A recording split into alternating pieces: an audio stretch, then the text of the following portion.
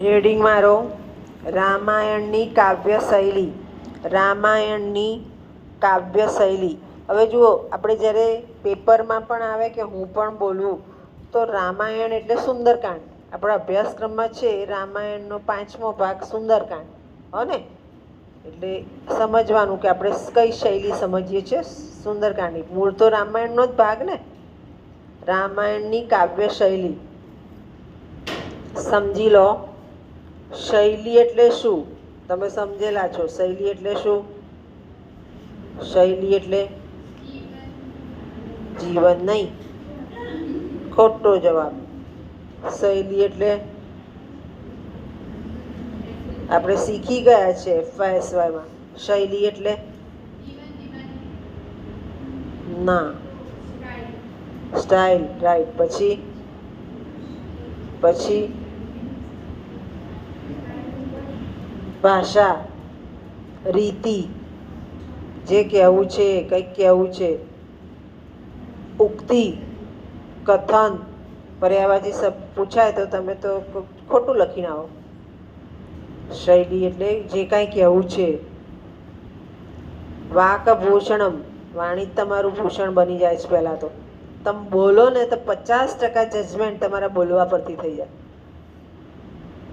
50% વ્યક્તિત્વ તમારા બોલવા પરથી થાય. કઈ રીતે બોલે છે, કઈ રીતે એનો વ્યવહાર છે. અને ત્યાર પછી 25% તમે એની સાથે જોડાઓ એટલે ખબર પડે. તો આના માટે અરવિંદે એક બહુ સરસ શબ્દ વાપર્યો છે કે રામાયણ આખા સમય અને સમાજ ઉપર અસર કરી છે. આવતા તેણે કીધું રામાયણ મહાભારત વેદ. હું બોલીશ કે રામાયણ મહાભારત વેદમાંથી તમારે જે પણ સંદર્ભ લેવો હોય એ મળે જ છે. શોધવો પડે, કન્સેપ્ટ રાખવો પડે. તો અરવિંદે બહુ સરસ લખ્યું છે કે રામાયણની આખા સમય ઉપર અને સમાજ ઉપર અસર પડી છે. એનું મૂળ કારણ શું? તો એની ભાષા, એની શૈલી. હવે અહીંયા આપણે જોઈશું તો ભાષા અને શૈલી કેવી છે. તો હનુમાનજી અને રામનું પાત્ર છે. રઘુવંશ છે. પ્રચલિત ઉક્તિ આવી જાય પાછી, રઘુવંશ રીત સદા ચલી આવી. એટલે એ લોકો સત્ય જ બોલશે, સત્ય સિવાય બોલશે નહીં. સત્ય માટે રામ પોતે વનવાસ પણ ગયા. વચન નિભાવવાની વાત પણ હોય. એટલે માણસના બોલવામાં, મેં ના કહું 50% જજમેન્ટ માણસના બોલવામાં આવી જતું હોય છે. તમે પોતે પણ જજમેન્ટ મૂકો કે આ આયા એટલે આ જ કરાવશે ને આ આયા એટલે આ જ કરાવશે. તમને પોતાને ખબર હોય. એટલે શૈલી, ભાષા એ સામેના વ્યક્તિ પાસે તમારી છાપ મૂકે છે. એવી રીતે રામાયણે આપણને સમય અને સમાજ ઉપર છાપ આપી છે. એ છાપ કઈ રીતે? તો પહેલાં તો કોઈ પણ વસ્તુ હોય એ વસ્તુ છંદ અને અલંકારમય હોય તો તમે એને સમજી શકો છો, ગાઈ શકો છો. અને દોહા કે ચોપાઈ, ભલે દાદીમાં ભણ્યા હોય કે ન ભણ્યા હોય, પણ 4 વાર સાંભળે એટલે એકાદો શ્લોક તો બોલે જ. હનુમાન ચાલીસા, રામચરિત માનસ 4 વાર સાંભળે એટલે એકાદ શ્લોક યાદ રહી જ જાય. એવા પ્રકારની શૈલી છે. સરળ. એમાં ભગવાનની પ્રાર્થના જ છે, બીજું કાંઈ નથી. એટલે જે સરળ છે એ પ્રવાહિતા છે. પ્રવાહિતા માણસના મન સુધી, માનસિકતા સુધી પહોંચી જાય એવી ભાષા છે.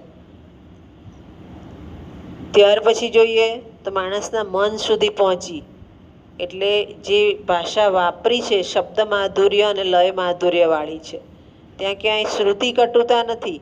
જે શ્લોક, જે છંદ, જે ચોપાઈ, જે દુહા જોઈશું એમાં શ્રુતિ કટુતા નથી. અને એ વ્યક્તિના માનસ તટ ઉપર જઈને પહોંચે એવી શબ્દ માધુર્યતા અને લય માધુર્યતા છે.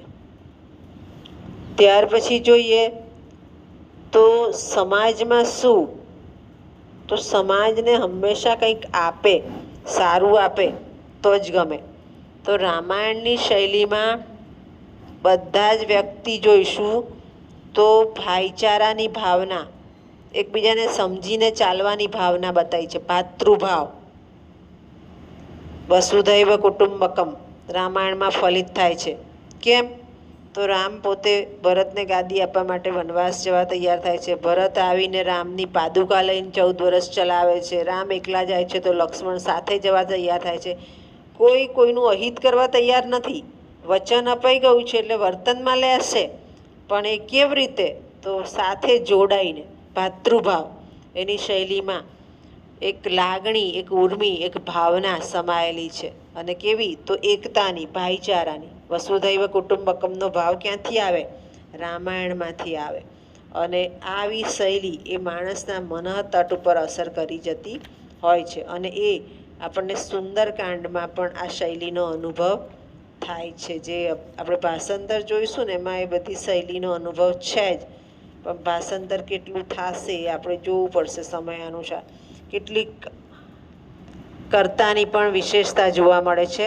અલંકારો, અનુપ્રાસ અલંકાર વાપર્યા છે. અનુપ્રાસ એટલા માટે કે આ જ્ઞેયનીય છે. ઘણીવાર સુંદરકાંડ સાંભળ્યું હોય તો બહુ સરસ ગાતા હોય છે, આખી એની ટોળી ફરતી હોય છે સુંદરકાંડ ગાવાવાળી.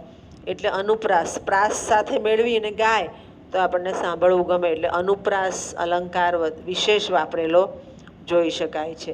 અને એમાં આપણને શૈલીની મહત્તા પણ જોવા મળે છે કે આપણી પાસે પણ ચોપડી હોય તો પેલો ગાતો હોય તો આપણે પણ ગાઈ શકીએ છીએ. ખ્યાલ આવી ગયો? સમજ પડી ગઈ રામાયણની શૈલી?